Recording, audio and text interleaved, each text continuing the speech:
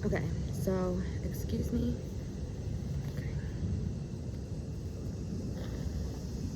Okay, so excuse me if I look like all day. I decided that I just wanted to talk to y'all and like read to y'all pretty much. This is like the start of my what I envision like a book club, but a virtual book club where I will read to you and then you can purchase the book and read the chapters with me.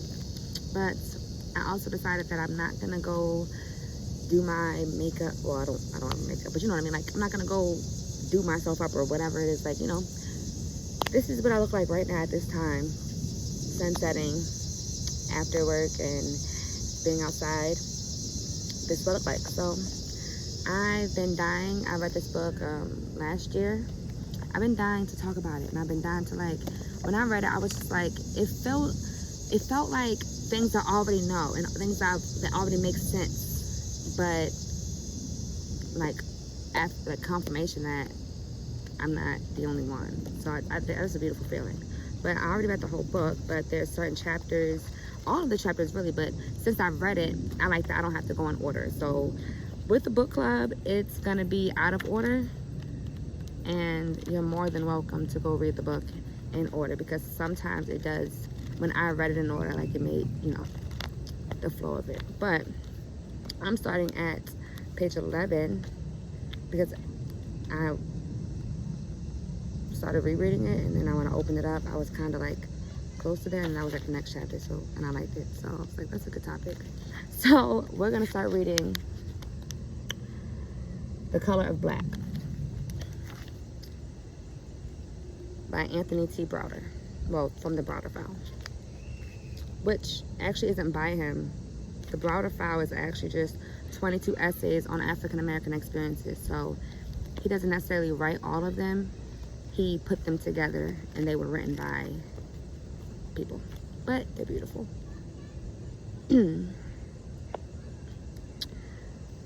Okay, disclaimer. I have a trigger with reading out loud and public speaking. So this is like, I haven't made a YouTube video since 2020, and I've never been into it. So this is like me jumping out of my comfort zone because my Saturn is in my 3rd house, and my Saturn return is about communication, and I always wanted to be a public speaker because I always felt like I had things to say, and I always felt like what I had to say made sense, and what I had to say could help a lot of people. So that's my purpose, that's my life, that's my goal, that's my passion.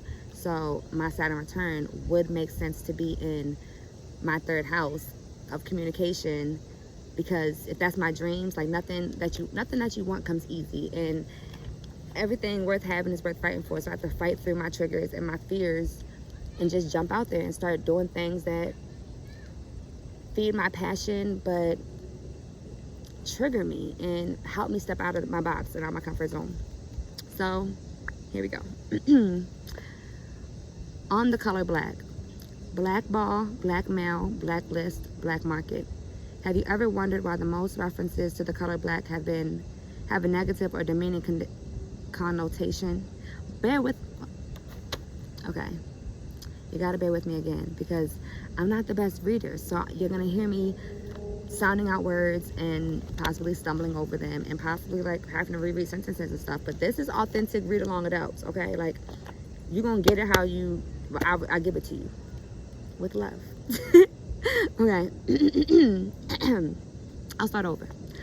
Blackball, blackmail, blacklist, black market. Have you ever wondered why most references to the color black have a negative demeaning connotation? It wasn't always that way. The world as we know it has literally been turned upside down. Many things of which once were positive are now presented as negative. African Americans have been programmed to think that black is something to be ashamed of. It's strange that the black people who gave the world culture, science, religion, and civilization know so little about their ancestral heritage. All we have to do is study our history and the perception that we have. All we have to do is study our history, and the perception that we have of ourselves will change instantaneously. Black as a color has the ability to attract to it all rays of color and light. Black is an ambassador of both light and cosmic radiation. It is one of the most powerful colors in existence. Our ancient African Egyptian ancestors ancestors oftentimes placed black capstones on their pyramids and obelisks. Oh, starting over. Our ancient African Egyptian ancestors oftentimes placed black capestones on their pyramids and obelisks. I don't know. They often place black capestones on their pyramids and obelisks because of the power inherited in the color black. Some of the world's most sacred icons, including statues and other images reflecting the African reference of the color black. Shrines of the Black Madonna can be found throughout all of Europe. The large block of stone in Mecca called the Kaaba is a black monolith. I don't know what that word is. Is a black monolith of extreme importance of the Islamic community. The facts are very plain. Black has always been and will continue to be a source of power and influence, as the following list indicates. A. Solar energy cells are black. B. Dry cell batteries are powered by black chemicals. C. Judges wear black robes. D. Witches and warlocks wear black robes. Priests and nuns wear black robes. Graduating students wear black robes and capes and gowns. Chauffeur driving limousines often wear black. The science, religion, and social uses of the color black are based on time-testing evidence regarding the usefulness of that color. Black is the generator of energy. Energy is drawn towards black substances where it can be stored for a determined period of time and used as needed. In funerals, relatives of deceased wear black clothing to draw the strength and energy needed to pull themselves through the hard times. Black as the color does not denote death. In African and Oriental traditions, the color white is used to symbolize death. Mourners cover themselves with white ash as a symbolic gesture of their grief. When a fire dies, all that remains is white ash. Therefore, they believe when the fire and man dies, white is the appropriate color to represent death. In military funerals, a riderless white horse symbolizes the dead soldier. they chopped that word up for me. In military funerals, a riderless white horse symbolizes the death soldier. On Mother's Day, millions of people wear a white carnation to symbolize their deceased parent. Even the Bible makes references to death riding a pale white horse. White traditions represents the absence of life. As we see annually, in the dead of winter, the ground is covered in a blanket of white. All life ceases until the spring, when the snow melts and new life pushes up from the black earth. In the story of Snow White, she was revived from death by a kiss from Prince Charming, i.e. the sun, who they put sun SON/SUN, i.e. the sun, who traditionally is looked upon as being tall, dark, and handsome. In ancient Egypt, the god of earth was represented by a black image of Osiris, who was often called the Lord of the Perfect Black. As a matter of fact, the original name for Egypt was Kemet, which literally means the black land. The ancient Kemetines, who are regarded as the father and mother of civilization, referred to themselves as the black people. This was written in hieroglyphic form. As a person or persons standing next to a piece of charcoal. The way we perceive blackness has changed drastically over the past 6,000 years. What once was good is now thought of in a negative light. The negative distortion of blackness even applies to the food that we eat. Think about it. The next time you eat a slice of the devil's food cake, is it black? Angel food cake, on the other hand, is it white as the driven snow? We must eliminate the idea of in our minds that black represents evil and white represents good. Oh my gosh. pause. That means something to me because when I had a trip, I'll big on tangents. I'm going to reread that sentence and get back to it. We must eliminate the idea in our minds that black represents evil and white represents good. To redirect our thinking, we must first recognize the need for a change. The first steps towards change begin in our minds. Change your mind and believe that black represents life and power. Reinforce that thought with historic evidence, and it will be accepted as reality. Black is indeed beautiful. That is it. That was beautiful. So much knowledge. This is the picture. And it's so true because we do look at black as bad. Like we don't want to get tan. Like everything black is negative. And the tangent that I was about to get on was like in 2012 when I started and stopped smoking weed, I had like a bad trip. Ooh, okay. I had a bad, I thought I lost my joint. I had a bad trip. And I remember I would look into a shadow and I would be going to hell. And I would look into the light and I'll be going to heaven and things like that. And before I started dipping and dabbling, smoking weed again. Before I started doing adult stuff again, 2020 birthday, blah, blah, blah, it was during my spiritual journey and spiritual awakening more deepening, and I started to think more back on what made me trip, and things that would trigger me was weird stuff. If I synchronized numbers, I would see the number 7 would freak me out, and that it symbolizes strength and 7 heaven. It's a powerful number. And I would look at the phone and I would see 11:57, and then I would look at the phone again and it would say 12:07, and I would see those numbers, and for some reason it would trigger a trip. We can talk more about that trip. I will make a whole thing about marijuana and my views on it and what it does for me and what I wish it would do for the people and things like that, because that's actually important, and everything happens for a reason. So that happened to me for a reason, so that I can share that information so I can where's my water bottle, so I can share that information with you and things like that. But thank you for listening to that story. I'm actually pleased that it only took me 10 minutes to read that, because I feel like I can read another one. And the youth's responsibility to the future. Definitely want to read that. That's on page 43. Oh, On the Color Black is in this book on page 11, and the one I want to read now, I opened right up to it, and because my passion right now, along with many other things, it all ties together. It's children, and recognizing that children are the future, and seeing the society go downhill, and knowing why, because of what I was saying 3 years ago in my video, our diets is more than what we eat.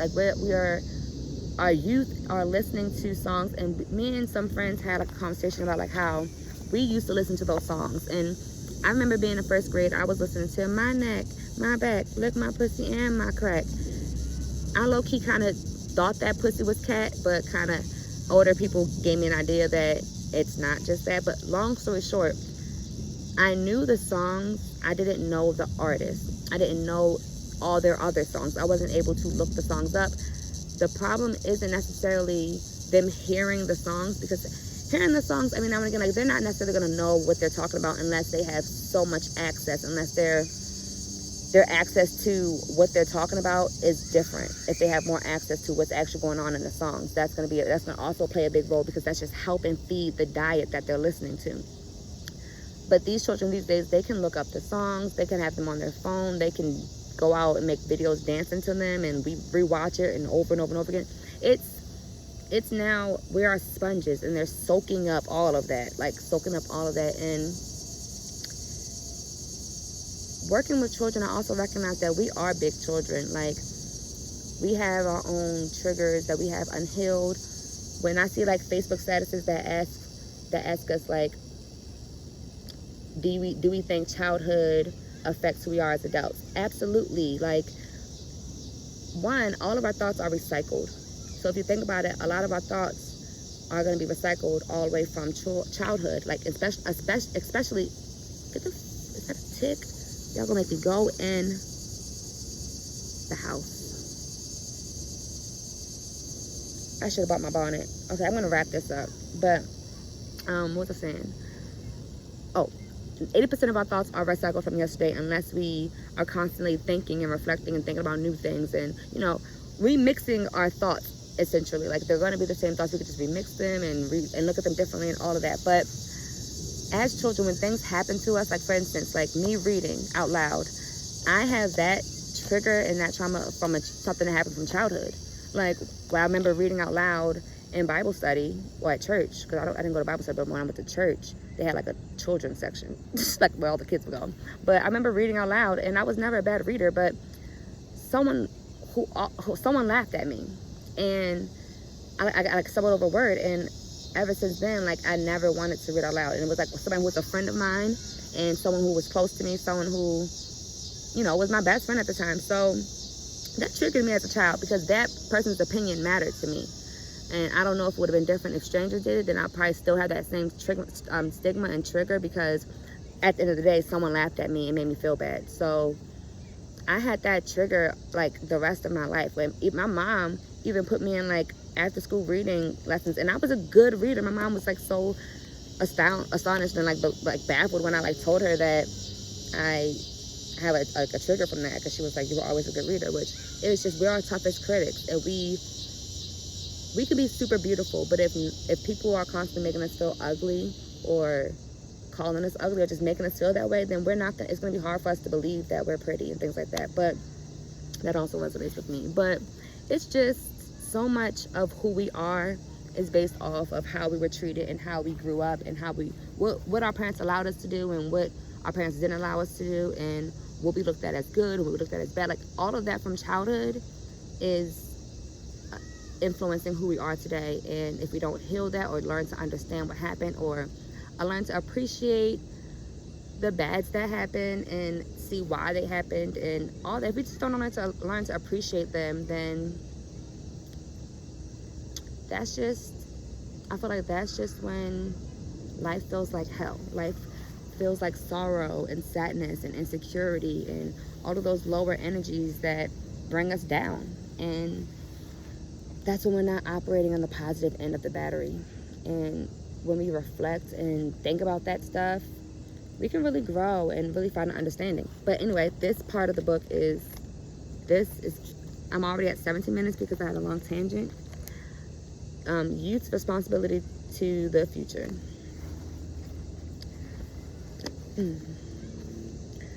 Black History Month is always a good time to develop greater appreciation for the African contributions to the world culture and civilization. It offers an excellent opportunity to release and glorify the accomplishments of our ancestors. But time should definitely be set aside to make a careful assessment of the status of our youth. After all, Black History Month is specifically designed to provide positive information for Black children. My personal observations, along with published research articles, have disclosed a serious deficiency in our youth and in their assessments of their history. 1. While lecturing at a junior high school, I was quite disturbed to see a minimum of 12 students ejected for disorderly conduct within a 30-minute period. 2. A survey at Boston University showed that 35% of the students thought that Dr. Martin Luther King Jr. was either a former entertainer or basketball player. 3. A Black history speaker in New York was approached by a student and asked, just who is this Malcolm 10 and what happened to the other 9? Because Malcolm X. Oh my God. I like rereading stuff. These 3 examples represent just the tip of the iceberg. They reflect the frightening trend that is currently sweeping the nation. Maybe Black History Month has become so trivialized that it just isn't taken seriously anymore. Personally, I think the program is one of the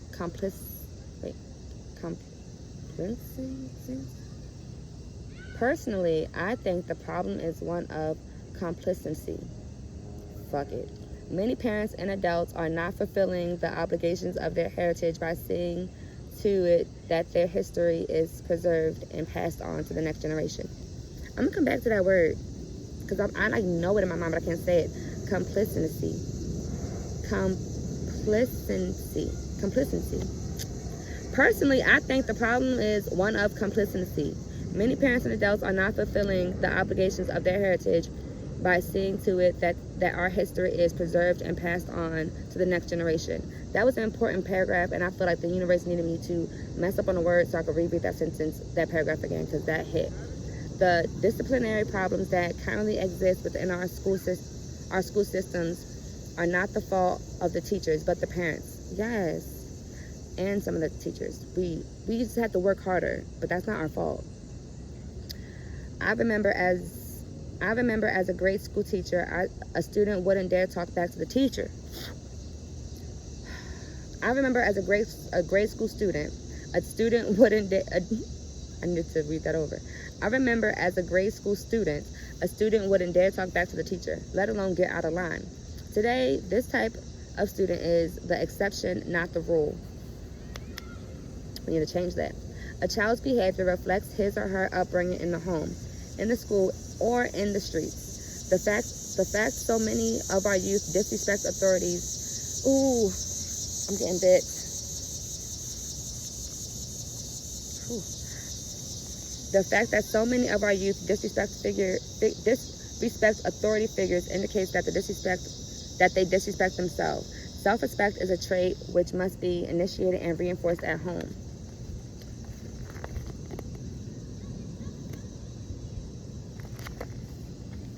For whatever reason, many parents have forfeited their obligations to raise their children along specific guidelines.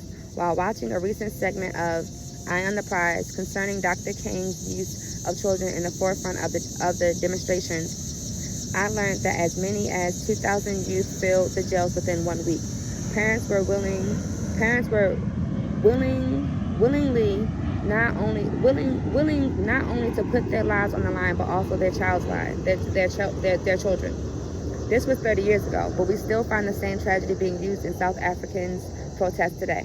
I wonder how many parents in America today would be willing to put their necks on the line for the human rights struggle. I also wonder how many youth would be willing to sacrifice their gold chains, designer clothes, and stereos for the same struggle. Our youth today are not living up to their potential. It is our responsibility as adults to see it that they get back on the right track. Our youth has the responsibility to see. Our youth has the responsibility to see. Gosh, our youth has the responsibility to see it. Okay, these are just like little flies. I thought it was like a bug. I mean, it is a bug, but like a spider or something. Our youth has the responsibility to see it to see it that our legacy is carried on. Every generation has the privilege of standing on the shoulders of the generations that preceded, but it has no right to pick their pockets. That was great. And this next one is fulfilling the need to know. Okay, so that's why I like reading it in order is kind of like nice sometimes, because like fulfilling the need to know kind of goes really good after the youth one. So I don't know, I will see about reading it in order sometimes, but those two chapters is great, and I think they went really well together. So I don't know, maybe I like on becoming a born again African. I mean, every chapter is good, so it's not even like it doesn't have to be in order, because this one on becoming a born again African, that's a good chapter too. Like I cannot wait to reread all of these. Like, that was amazing. Thank you for listening. This is less than 30 minutes, and I'm more than likely not gonna like edit and chop, because I just don't feel like it. I feel like that's the reason why I don't like making YouTube videos, and that's the reason why it took me so long, because I don't feel like editing. I don't feel like trying to make sure I look presentable for the camera.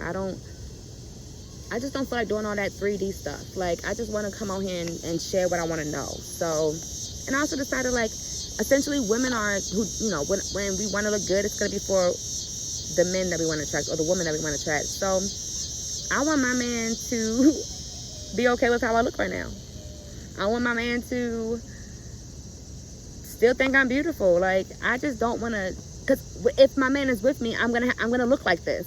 Like, if my friends are with me, I'm gonna look like this. So you're gonna have to see me like this, and I'm not about to sit here and be posting videos hiding how I look, because I don't want y'all to see me look out of pocket. Sometimes y'all gonna see me look out of pocket, and I don't look that bad right now, but sometimes y'all gonna see me look out of pocket, and sometimes y'all gonna see me look real good. It depends on when I have the and the need to make a video. And that's what I mean, like the way my thoughts process, I will I will literally want to do something, but I have an idea of how I want it to look, perfectionist, and then I won't do it because I don't feel like doing all of that. I just want to share what I want to share. So my lips are so ashy. I got chapstick, it's just behind the phone that's standing on the bag. So can't wait for y'all to come again and read the Browder file, 22 essays on African American experiences. Get into it, y'all. Please go buy the book, because I'll probably post another video shortly, but you can read it with me, listen to me read it. But if you're like a person like me, like I can't listen to audiobooks. If I have an audiobook, I have to have the book, so because I have to like see the words. So sometimes, depending on what it says, I'm gonna try to like put the words up there, but I'm excited. Thank you.